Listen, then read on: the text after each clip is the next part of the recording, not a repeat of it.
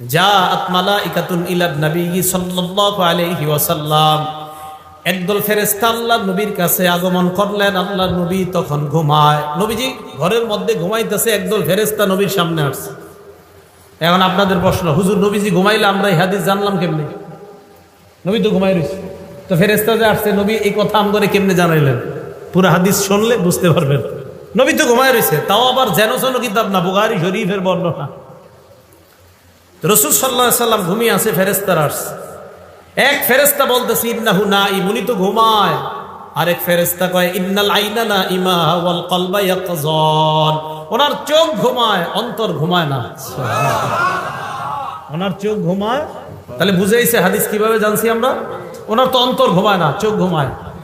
এই জন্য যদি কেউ আজকে সকালে কোন একটা কিতাবের মধ্যে পড়েন নবীজি সাল্লাল্লাহু আলাইহি সাল্লাম ঘুম থেকে উঠাই ওযু ছাড়া নামাজ পড়ছে, আমিও পড়বো, এটা পাবেন হাদিসে, সহিহ হাদিসের মধ্যে পাবেন যে নবী সাল্লাল্লাহু আলাইহি সাল্লাম ঘুম থেকে উঠছে, উঠা ওযু ছাড়া নামাজ পড়ছে, এটা সহিহ হাদিসে পাবেন।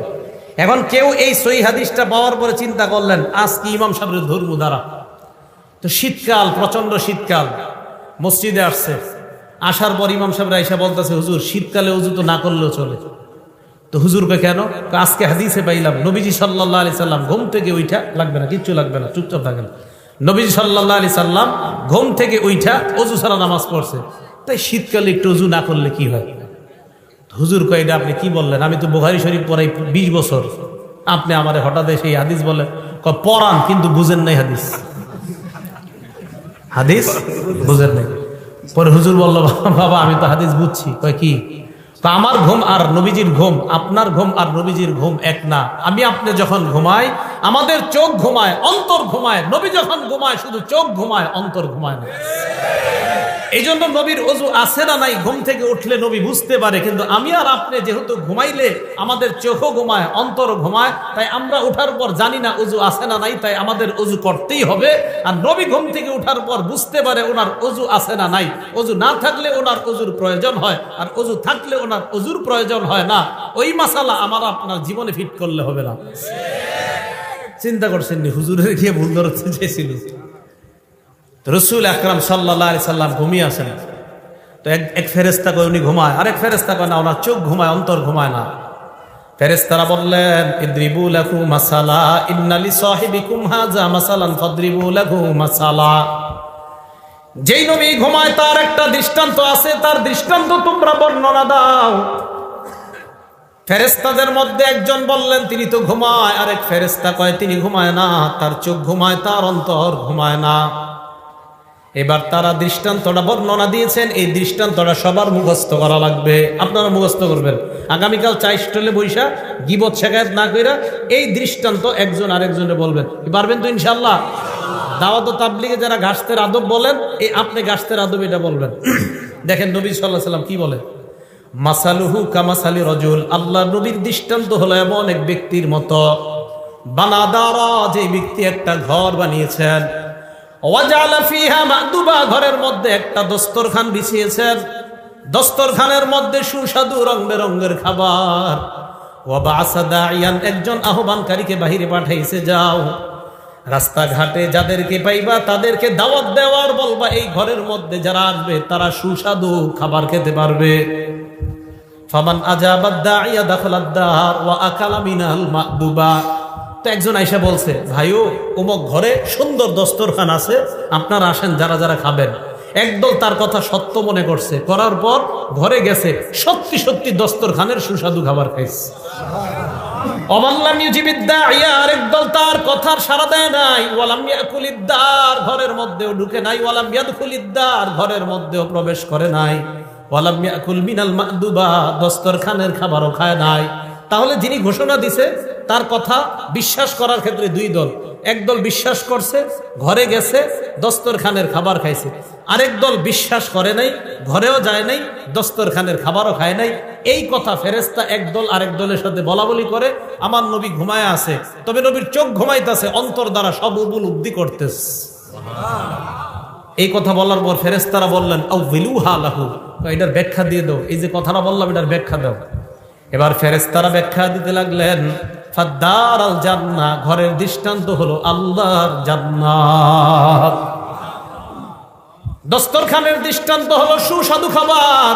জান্নাত যিনি বানিয়েছেন তিনি হলেন আল্লাহ। আল্লাহ জান্নাত বানাইলেন, দস্তরখান বিছাইলেন, একজন আহ্বানকারী পাঠাইলেন। এই আহ্বানকারী অন্য কেউ নয়, এই আহ্বানকারী হলেন যিনি ঘুমিয়ে আছেন, মুহাম্মদ সাল্লাল্লাহু আলাইহি ওয়াসাল্লাম।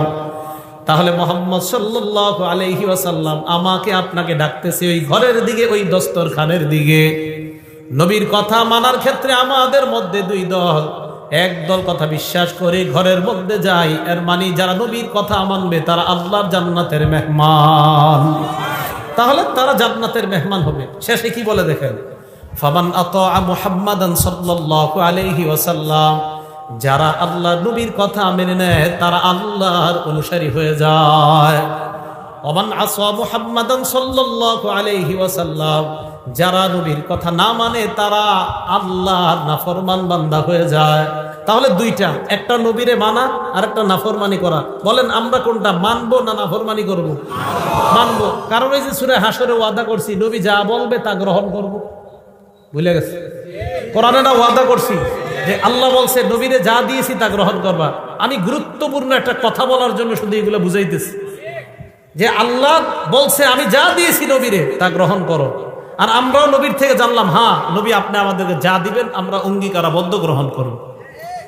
সাহাবা উবাদা ইবনে সামিত রাদিয়াল্লাহু তাআলা আনহু কি বলেন দেখেন, নাসাই শরীফ হাদিস নাম্বার 4149 নাম্বার হাদিস। তিনি বলেন, বায়া'নান নাবিয়্য সাল্লাল্লাহু আলাইহি ওয়াসাল্লাম আলা সামঈ ওয়াত তাআ, আমরা নবীর হাতে হাত রেখে বায়াত হলাম আলা সামঈ, নবীর কথা শুনবো, ওয়াত তাআ, নবীর কথা মানবো। বলেন নবীর কথা, নবীর কথা কেন? সূরা হাশরে ওয়াদা করছি নবী যা বলবে তা গ্রহণ করব।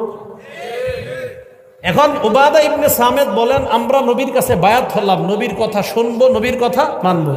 কোন ক্ষেত্রে দেখেন কি বলে, ফিল ইউসরি ওয়াল উসরি, আমার অনুকূলে হলেও নবীর কথা মানবো, আমার প্রতিকূলে হলেও নবীর কথা মানবো। মানে আমার পক্ষে গেলেও মানবো, আমার বিপক্ষে গেলেও মানবো, কারণ কথাটা আমার নবী।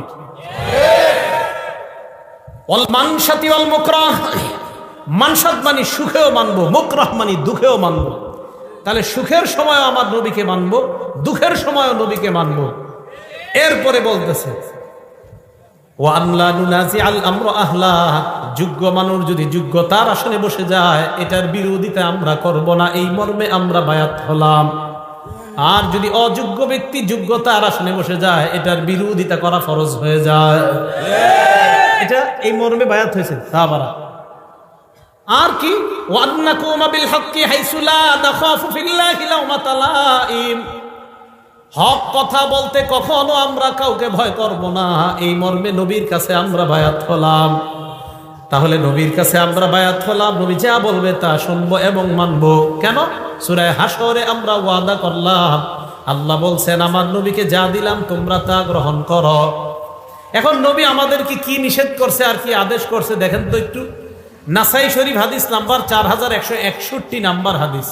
ক্বালা রাসূলুল্লাহ সাল্লাল্লাহু আলাইহি ওয়াসাল্লাম, আল্লাহ নবী বলেন, বাইউনি আলা আন লা তুশরিকু বিল্লাহি শাইআ, আমার কাছে তোমরা বায়াত হও, তোমরা আল্লাহর সাথে শিরিক করবে না। তাহলে ওই যে আবার কোরআনে বলছে নবী যা বলবে তা মানবো, নবী বলছে শিরিক করা যাবে না, তাহলে শিরিক করা, শিরিক করা। সেজদা কাকে দিতে হয়?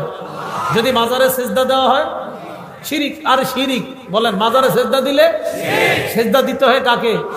আল্লাহকে। আল্লাহ বলছে শিরিক করো না, নবী বলছে শিরিক করো না, তো নবীর কথা কেন মানবো? আল্লাহ বলছে নবী যা দেয় এটা গ্রহণ করো। তাহলে এক নাম্বার শিরিক করো না, এই মর্মে বায়াত হও, তো আমরা বায়াত হলাম। ওয়ালা তাসরিকু, তোমরা চুরি করবে না, বায়াত হও। ওয়ালা তাজিনু, তোমরা ব্যভিচার করবে না, জিনা করবে না, বায়াত হও। জিনা কারে কয়? মানে আমাদের মাথায় একটা আইসা পড়ে যে জিনা মনে হয় ওইটা, না না, সহিহ বুখারী 6612 নাম্বার হাদিস। ক্বালা রাসূলুল্লাহ সাল্লাল্লাহু আলাইহি ওয়াসাল্লাম, ইন্নাল্লাহা কাতাবা আলা ইবনি আদম হাজ্জাহু মিনাজ জিনা আদরাকা যালিকা লা মাহালা, সমস্ত আদম সন্তান আমি আপনি আলেম জাহেল সবাইকে আল্লাহ জিনা নামক পরীক্ষা দ্বারা পরীক্ষা করবেন। এই পরীক্ষায় সময় পড়তে হবে ফাজিনাল লিসান আল মান্তিক, জবানের জিনা হলো কথা বলা। যেই নারীর সাথে দেখা দেওয়া হারাম, এই নারীর সাথে সরাসরি কথা বলাও হারাম। সরাসরি কথা বলা, মোবাইলে এটা আসতে হইলো কেন? যেই নারীর সাথে সরাসরি দেখা দেওয়া হারাম, এই নারীর সাথে সরাসরি কথা বলা মোবাইলে, হ্যাঁ জোরে বলেন, মোবাইলে হারাম। তাহলে জিনাল লিসান আল মান্তিক, মুখের জিনা হলো কথা বলা। ওয়াজিনাল আইনি আন নাজরু, চোখের জিনা হলো দেখা, চোখের জিনা দেখা। ওয়ান নাফসু তামান্না ওয়া তাশতাহি, রং নাম্বারে একটা মেয়ের সাথে কথা বললেন, বলার পর বালিশে মাথা লাগিয়ে চিন্তা করতেছেন না জানি মেয়েটা দেখতে কেমন। আল্লাহ নবী কয় অন্তরের জিনা করলা। এটা অন্তরের জিনা। এটা কিসের জিনা? অন্তরের জিনা। তো এই জাতীয় জিনা মনে হয় পুরো এলাকায়, স্মার্টফোন তো চালানি না, এটা হওয়ারও সম্ভাবনা নাই। তাহলে রাসূল সাল্লাল্লাহু আলাইহি সাল্লাম বললেন, 1 নাম্বার শিরিক করবে না, 2 নাম্বার চুরি করবে না, 3 নাম্বার জিনা করবে না। তাহলে জিনা, এগুলাও জিনা। হেঁটে হেঁটে কোনো নারীর দিকে যাওয়া পায়ের জিনা, কোনো নারীর শরীর স্পর্শ করতে যাওয়া হাতের জিনা, চ্যাটিং করা কোনো নারীর সাথে মোবাইলে, এটাও হাতের জিনা। অবৈধভাবে কোনো নারীর সাথে চ্যাটিং করা অপ্রয়োজনীয়, এটা হাতের জিনা। কিসের জিনা? হাতের জিনা। হ্যাঁ, হাতের জিনা। এই জিনার মধ্যে লিপ্ত হওয়া যাবে না। এটা রাসূল সাল্লাল্লাহু আলাইহি ওয়াসাল্লাম ওয়াদাবদ্ধ। ওয়ালা তাকতুলু আওলাদাকুম, তোমরা তোমাদের সন্তান হত্যা করবে না। ওয়ালা তাতুনা বিবুহতান তাফতারুনাহু বাইনা আইদিকুম, নিজেরা বানিয়ে মিথ্যা কথা বলবে না। আপনারা অনেক কিছু বানিয়ে বলে ফেলেন, ইমাম সাহেবের নামে বলে ফেলেন, মুয়াজ্জিনের নামে বলে ফেলেন, এলাকার একটা ভালো মানুষের নামে একটা খারাপ কথা রটায়া দিলেন। এটা করা যাবে না। নবীজি বলছেন ওয়ালা তাসুনি ফি মারুফ, নেক কাজে তোমরা আমার নাফরমানি করবা না। তাহলে রাসূল সাল্লাল্লাহু আলাইহি সাল্লামকে আল্লাহ যা দিয়েছেন এটা গ্রহণ করা, যা থেকে নিষেধ করেছেন এটা থেকে বিরত থাকা। এখন বলেন তো, রাসূল সাল্লাল্লাহু আলাইহি সাল্লাম আমাদেরকে কয়টা জিনিস দিয়ে গেছে? 2টা। প্রথমে বলছে সব নবীরা তার উম্মতকে 2টা বিষয় বলে, ভালো বুজুর্গরা জানায় দেয়, খারাপ জিনিসগুলা থেকে সতর্ক করে। এখন এই ভালো আর খারাপগুলো আমরা পামু কই? বলেন, যেই জিনিসের মধ্যে পামু এই জিনিসের নাম বলেন কোরআন সুন্নাহ। বলেন কোরআন সুন্নাহ। এখন বলেন তো, নবীর যা কথা মানবো আমরা আর যা থেকে বিরত থাকবো, এটা কয় জায়গায় পাবো? 1 নাম্বার, 2 নাম্বার সুন্নাহ। মনে থাকবে তো? হ্যাঁ। ক্বালা রাসূলুল্লাহি সাল্লাল্লাহু আলাইহি ওয়াসাল্লাম, সহিহুত তারগিব একটা কিতাবের নাম, হাদিস নাম্বার 40। নবীজি বলেন, তারাকতু ফীকুম মা ইন ইতাসামতুম বিহি ফালান তাদিল্লু আবাদা, আমি তোমাদের কাছে 2টি জিনিস রেখে গেলাম, এই 2টি জিনিস যদি তোমরা আঁকড়ে ধরো কখনো তোমরা পথভ্রষ্ট হবে না। 1 নাম্বার কিতাব আল্লাহ, আল্লাহর কোরআন। 2 নাম্বার সুন্নাত রাসূলি, রাসূল সাল্লাল্লাহু আলাইহি ওয়াসাল্লামের সুন্নাত। বলেন, 1 নাম্বার আল্লাহ, 2 নাম্বার রাসূলের সুন্নাত। এখন এইগুলো আমি কেন বলতেছি? হ্যাঁ, বলার কারণ কি? বলার কারণটা হলো ইবনে মাজার 12 নাম্বার হাদিস। বলেন কিতাবটার নাম ইবনে মাজা। কোন কিতাব? হাদিস নাম্বার 12। নবীজি সাল্লাল্লাহু আলাইহি সাল্লাম বলেন, ইউশিকুর রাজুলু মুত্তাকিয়ান আলা আরিকাতি, এমন একটা জামানা আসবে যে জামানায় মানুষ সিংহাসনের মধ্যে ভাব নিয়ে বসবে, সিংহাসনের ভাব নিয়ে বসা থাকবে। ইউহাদ্দাসু বিহাদিসিন মিন্নি, আমার হাদিস তার সামনে পেশ করা হবে। হাদিস পেশ করার পর ওই লোক বলবে, বাইনানা ওয়া বাইনাকুম কিতাবুল্লাহ, আমাদের মাঝে আল্লাহর কোরআন থাকতে হাদিসের কি প্রয়োজন? কোরআন থাকতে হাদিসের, এইটা বলার জন্য আমি এতগুলা কথা বলছি। নবীজি আমাদেরকে যা দিবে আমরা গ্রহণ করবো, ওয়াদা করছি। এখন হাদিস কে দিছে? আরে হাদিস কে দিছে? নবীজি। আমাদেরকে হাদিসগুলো কে দিয়েছেন? নবীজি। তো ওই পণ্ডিতের সামনে হাদিস পেশ করলে বলে আমাদের মাঝে কোরআন আছে, কোরআন থাকতে হাদিসের কি প্রয়োজন? আর আমার নবী যখন নাকি বর্তমান জামানায় কেউ বলে কোরআন থাকতে হাদিসের কি প্রয়োজন, এই কথা বলার সাথে সাথে আমি আরিফ বিন হাবিবের ঈমান আরো বেড়ে যায় আমার নবীর কথার সত্যতার প্রতি। কারণ নবী 1500 বছর আগে বলছে, তোমার মতো মূর্খের যে আরিফ আর ঘটবে, তুমি বলবা কোরআন থাকতে হাদিসের কি প্রয়োজন, তুমি যে এরকম আসবা দুনিয়াতে, এটা নবী 1500 বছর আগে জানায়া দিছে। তাই নবীর কথার প্রতি ঈমান আরো বাইরে গেছে। নবীজি বলেন, এমন একটা জামানা আসবে যেই জামানায় এইভাবে মানুষ বসা থাকবে, তার সামনে হাদিস পেশ করা হলে সে বলবে কোরআন থাকতে আবার হাদিসের কি প্রয়োজন, এই কথা বলবে। আর কি যুক্তি দিবে? ফামা ওয়াজাদনা ফীহি মিন হারামিন হারামনা, কোরআনে যেটা হারাম এটাই তো হারাম। ওয়ামা ওয়াজাদনা ফীহি মিন হালালিন ইস্তাহলালনা, কোরআনের হালালকে হালাল মানলাম। আচ্ছা বলেন তো, আমরা মুসলমানরা কোরআনের হারামকে হারাম মানি কিনা? কোরআনের হালালকে হালাল মানি কিনা? তো ওই লোক যুক্তি দিয়ে আপনারে বুঝাবে কোরআনের হারামকে হারাম মানি, কোরআনের হালালকে হালাল মানি, হাদিসের কি প্রয়োজন, এই যুক্তি আপনাকে দিবে। তখন আপনি পাল্টা প্রশ্ন করবেন, ভাই কোরআনের মধ্যে আছে রুকু করো, কোরআনের মধ্যে আছে সিজদা করো, ইয়া আইয়ুহাল্লাযীনা আমানুর কাউ, হে ঈমানদারগণ তোমরা রুকু করো, ওয়াসজুদু সিজদা করো। কোরআনের মধ্যে নাই 4 রাকাত যোহর পড়ো, এটা কোরআনে নাই। ফজর 2 রাকাত ফরজ, এটা কোরআনে নাই। আসর 4 রাকাত ফরজ, এটা কোরআনে নাই। মাগরিব 3 রাকাত ফরজ, এটা কোরআনে নাই। এশা 4 রাকাত ফরজ, এটা কোরআনে নাই। কোরআনে আছে নামাজ পড়ো, কোরআনে আছে রুকু করো, কোরআনে আছে সিজদা করো। হাদিসের মধ্যে আছে নামাজ এইভাবে পড়ো, হাদিসের মধ্যে আছে ফজর এইভাবে পড়ো। অতএব শুধু কোরআন আর শুধু হাদিস, একটা বাদ দিয়ে আরেকটা মানার নাম মুনাফিক মার্কা ইমানদার। তাহলে কোরআন হাদিস একটা বাদ দিয়ে আরেকটা না, উভয়টা। মাশাআল্লাহ, তো বুঝে আসছে। কোরআনে আছে রুকু করো, কিন্তু কিভাবে করবেন এটা কোরআনে নাই। কোরআনে আছে সিজদা করো, কিভাবে সিজদা করবেন এটা কোরআনে নাই, এটা হাদিসে আছে। তাহলে কোরআন হাদিস উভয়টা মানতে হবে। সূরা নিসা আছে, ফানকিহু মা তাবা লাকুম মিনান নিসা, নারীদের মধ্য থেকে যাদেরকে পছন্দ হয় তাদেরকে বিয়ে করো, এটা কোরআনে আছে। সূরা নূরের মধ্যে আছে, ওয়ানকিহুল আয়ামা, তোমাদের মধ্যে যারা বিবাহের করতে পারে না, যারা এখনো বিবাহ করে নাই, যাদের বিয়ে হয় নাই নারী পুরুষ, তাদের বিয়ে করায় দাও। সূরা নিসা আছে বিয়ে করো, সূরা নূরে আছে বিয়ে করাও। কিভাবে বিয়ে করাইবা এটা কোরআনে কোথাও লেখা নেই। এই যে দুইজন বসবে, বসার পরে একজনে ইজাব বলবে, আরেকজন কবুল বলবে, এত টাকা দেন মোহরের বাবদ তোমাকে প্রস্তাব করলাম, তুমি রাজি থাকলে কবুল বলো, এটা কোরআনে কোথাও লেখা নাই। কোরআনে আছে বিয়ে করো, কোরআন আছে বিয়ে করাও, হাদিসে আছে কিভাবে বিয়ে করাও। তাহলে কোরআন হাদিস না কোরআন হাদিস দুইটা, এই তো বুঝে আসছে আপনাদের। তাহলে একটা বাদ দিয়ে আরেকটা। তো নবীজি 1500 বছর আগে বলছে একটা দলের আবির্ভাব ঘটবে, তারা বলবে শুধু কোরআন মানলেই চলবে, হাদিস মানার কোনো দরকার নাই। রাসূল আকরাম সাল্লাল্লাহু আলাইহি সাল্লামের এই ব্যাপারে আল্লাহ কোরআনে বলছে, নবী যা দিয়েছে এটা গ্রহণ করো। বলেন আমাদের নবী আমাদেরকে শুধু কোরআন দিছে না কোরআন সুন্নাহ দুইটা দিছে? মাশাআল্লাহ, তুমি বুঝে আসছে সবার। এই জিনিস দুইটাই আমরা গ্রহণ করব, এটা রাসূল সাল্লাল্লাহু আলাইহি সাল্লাম আমাদেরকে দিয়েছেন। আর আমরা কোরআনে ওয়াদা করছি, আল্লাহ এটাই বলতেছে, আল্লাযীনা ইয়ানকুদুনা আহদাল্লাহি মিন বাদি মিসাকি, যারা আল্লাহর সাথে কৃত ওয়াদা ভঙ্গ করে। আল্লাহ আমরা ওয়াদা করছি আপনার নবী যা দিবে তা গ্রহণ করব, এই ওয়াদা আমরা ভঙ্গকারী হব না। আর ওয়াদা ভঙ্গকারী হলে আমরা ফাসিক হয়ে যাব, নাউজুবিল্লাহ। কি কথা মনে থাকবে? এবার পরের অংশে যাই। আল্লাযীনা ইয়ানকুদুনা আহদাল্লাহি মিন বাদি মিসাকি, পরের অংশটা শুরু করলে কেউ উঠেন না, আল্লাহর হস্তে উঠবেন না। কারণ পরের অংশটা এমন একটা বিষয়, এটা শুনলে অনেক উঠা যায়, উঠেন না কিন্তু। হ্যাঁ, ওয়ায়াকতাউনা মা আমারাল্লাহু বিহি আইয়ুসালা, আল্লাহ যা জোড়া লাগাইতে আদেশ করে তারা তা ছিন্ন করে। ফাসিকদের দ্বিতীয় পরিচয় দিচ্ছে আল্লাহ, আল্লাহ যা জোড়া লাগাইতে বলে তারা সেটা ছিন্ন করে। আল্লাহ জোড়া লাগাইতে বলে আত্মীয়তার সম্পর্ক, এটা তারা ছিন্ন করে। কিসের সম্পর্ক? কিসের? রক্তের সম্পর্ক, আত্মীয়তার সম্পর্ক। বলেন রক্তের সম্পর্ক, আত্মীয়তার সম্পর্ক। সহিহ বুখারী হাদিস নাম্বার 5983 নাম্বার হাদিস।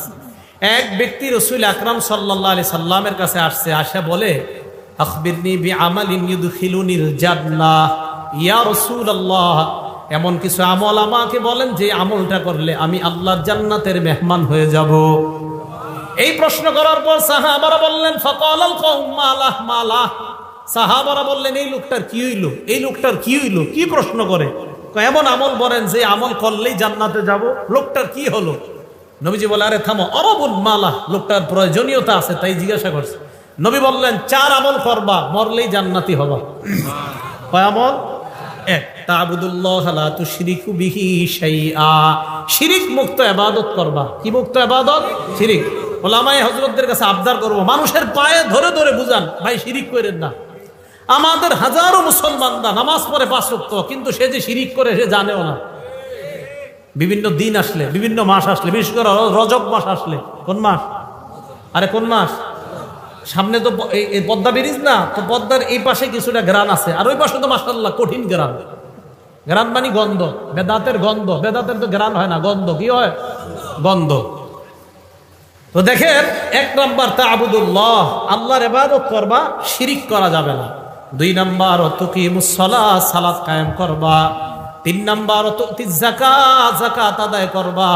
4 নাম্বার তাসিলুর রহিম, আত্মীয়তার সম্পর্ক জোড়া লাগাইবা, রক্তের সম্পর্ক জোড়া লাগাইবা।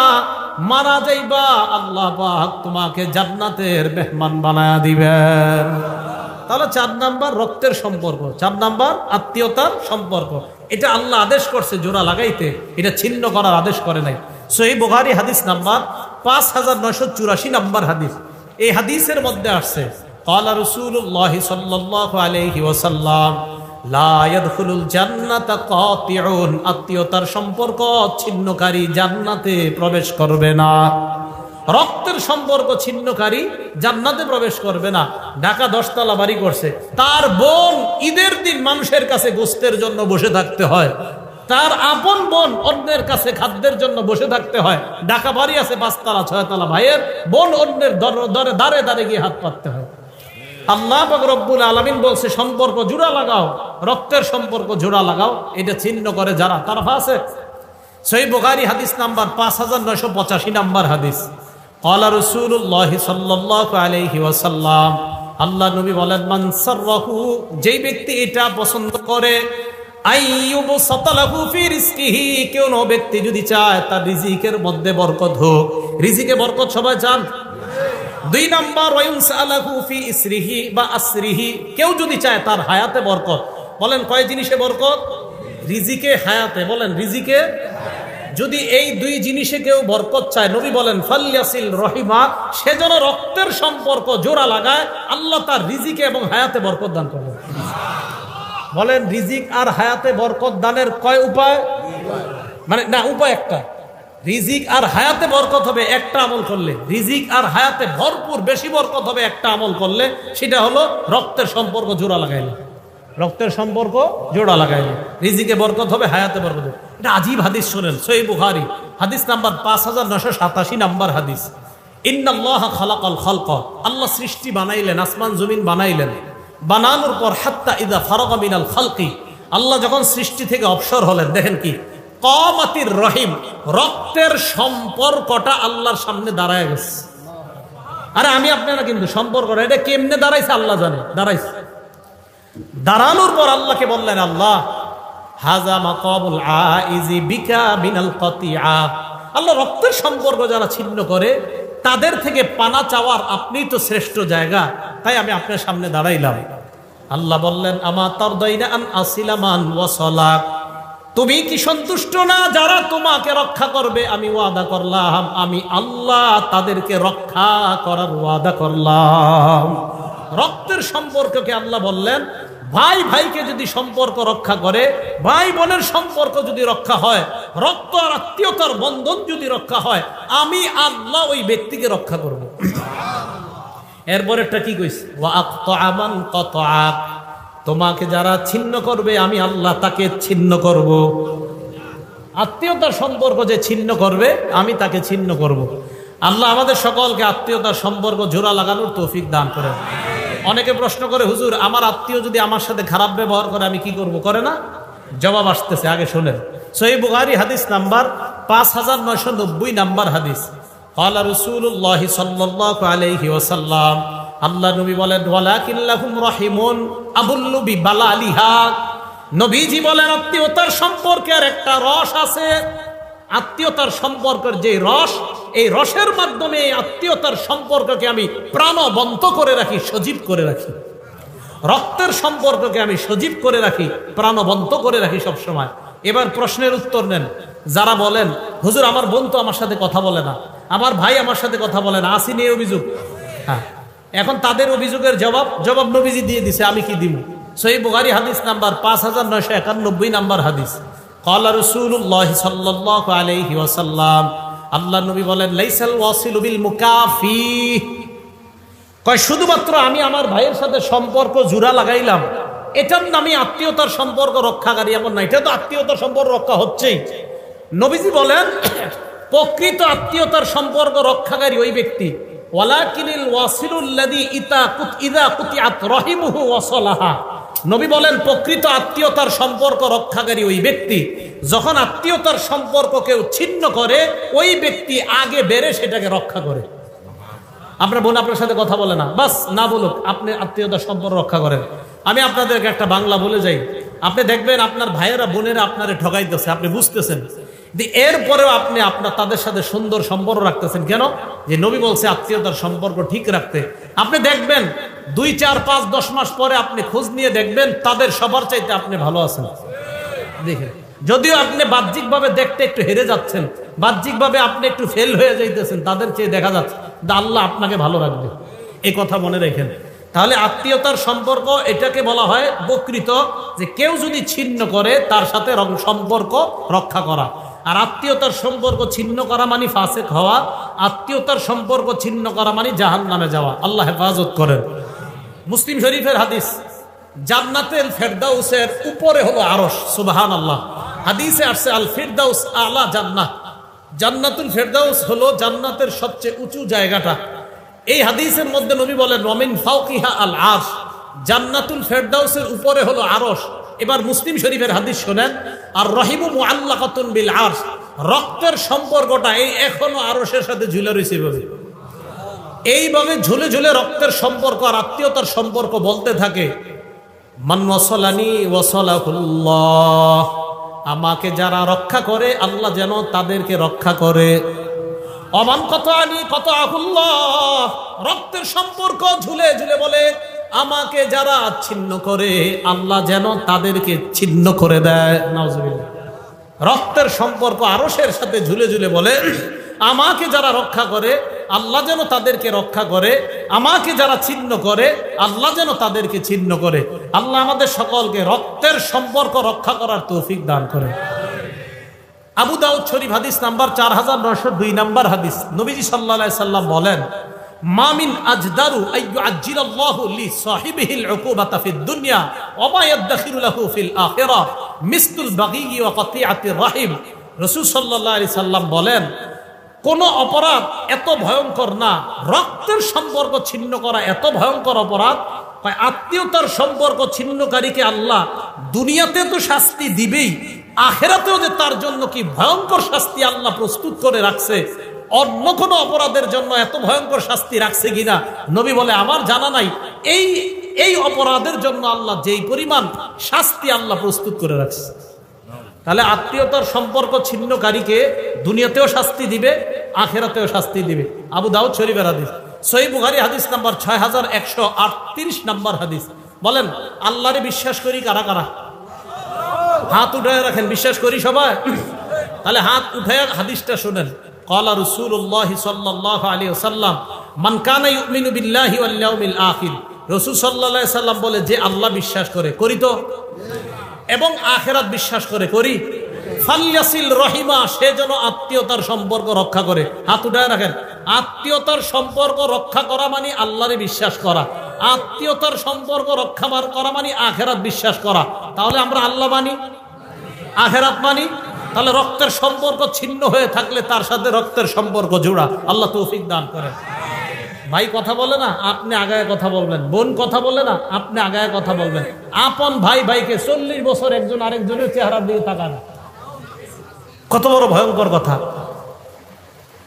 বাবা চাচার সাথে কথা বলে না দেখা ভাতিজাও চাচারে সালাম দেয় না। আরে এটা কেমন কথা? আপনার বাবা আর চাচার মধ্যে একটু দ্বন্দ্ব হয়েছে, এটা ভাই ভাইয়ের অভিমানের ব্যাপার।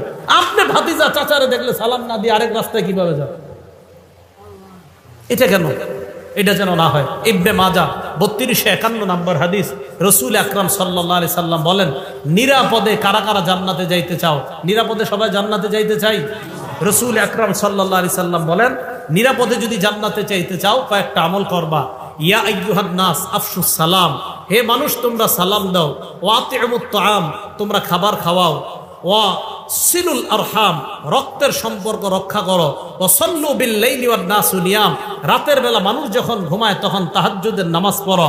তাদখুলুল জান্নাতা বিসালাম, মরো আর নিরাপদে জান্নাতে প্রবেশ করো। সালাম দাও। 2 নাম্বার খাবার খাওয়াও। 3 নাম্বার আত্মীয়তার সম্পর্ক রক্ষা করো। 4 নাম্বার রাতের বেলা তাহাজ্জুদের সালাত পড়ো, নিরাপদে জান্নাতে প্রবেশ করো। কথা কি বুঝে আসছে সবার? তাহলে ফাসেক কারা? আল্লাযীনা ইয়ানকুদুনা আহদাল্লাহ, যারা আল্লাহর সাথে কৃত অঙ্গীকার ওয়াদাকে যারা ভঙ্গ করে। আর আল্লাহর ওয়াদা কি কি, এই ব্যাপারে আমরা নবীজির বিস্তর অনেকগুলো আলোচনা করলাম। এরপরে ওয়ায়াকতাউনা মা আমারাল্লাহু বিহি আইয়ুসালা, আল্লাহ যা জোড়া লাগাইতে বলে এটা যারা ছিন্ন করে। 3 নাম্বার ওয়ায়ুফসিদুনা ফিল আরদ, যারা জমিনে ফাসাদ সৃষ্টি করে, শান্তির পরিবর্তে যারা অশান্তি সৃষ্টি করে, তাদেরকে আল্লাহ ফাসিক বললেন। শেষে আল্লাহ বলেন উলাইকা হুমুল খাসিরুন, তারা হলো ক্ষতিগ্রস্ত। ভাই আপনাদের কাছে হাত জোর করে আবদার, আমি আপনি মরার সময় আমার আপনার নামের পিছনে যেন ক্ষতিগ্রস্ত শব্দটা লেখা না হয়, আমার আপনার নামের পাশে যেন সফল ইমানদার লেখা হয়ে যায়। আজকে এই মুহূর্ত থেকে চেষ্টা করা, আল্লাহ সফল মুমিন বানায়া কবরে যাওয়ার সময়ও সফল মুমিন ঘোষণা করে আমার মৃত্যুটা দিয়ে আপনি আমাকে কবরে নিয়েন, এই দোয়া আল্লাহর কাছে করা। আল্লাহ পাক রব্বুল আলামিন আমাদের সকলকে সূরা বাকারার এই আয়াতের যে শিক্ষা, 1 নাম্বার আল্লাহর ওয়াদা ভঙ্গ না করা, 2 নাম্বার রক্তের সম্পর্ক ছিন্ন না করা, 3 নাম্বার পৃথিবীতে অশান্তি সৃষ্টি না করা, এই অপরাধগুলো থেকে যেন বেঁচে থাকতে পারি, আল্লাহ তৌফিক দান করেন।